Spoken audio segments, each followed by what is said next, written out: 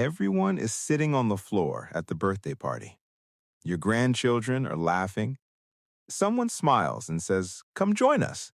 And for a moment, you hesitate, not because you can't get down, because you're not completely sure you can get back up.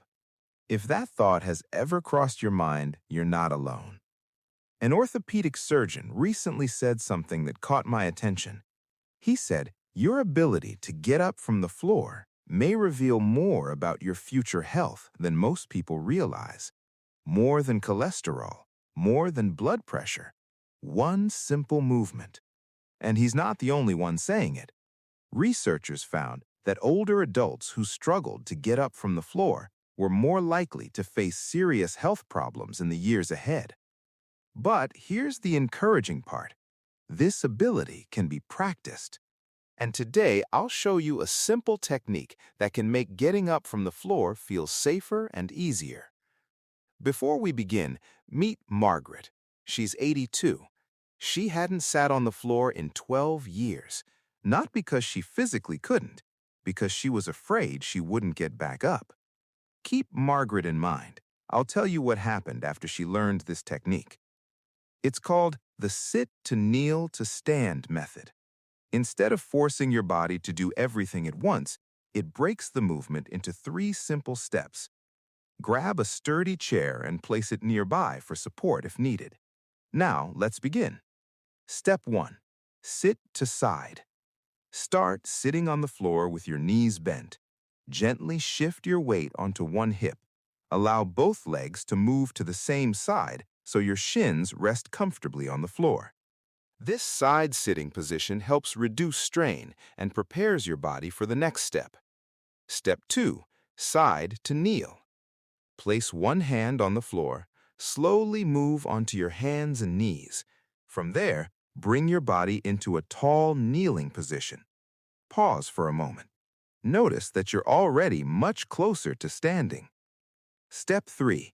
Kneel to stand. Bring one foot forward and place it flat on the floor.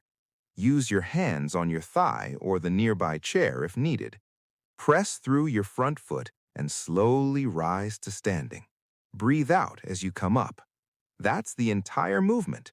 3 simple steps. But there's one detail that many people miss. When you're ready to stand, don't try to push straight upward. Instead, lean your chest slightly forward first, just a few inches. That small shift puts your body in a stronger position and allows your strongest muscles to help you.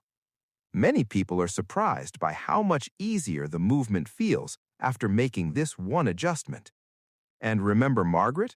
After practicing this movement for just a few minutes each day, she got down on the floor to play with her 2-year-old great-grandson for the first time in years. Her family couldn't believe it. Later, she said, "I didn't get my movement back. I got part of my life back." Now here's your challenge. Tomorrow morning, practice this sequence once near your chair. Just once. You don't need to do it perfectly.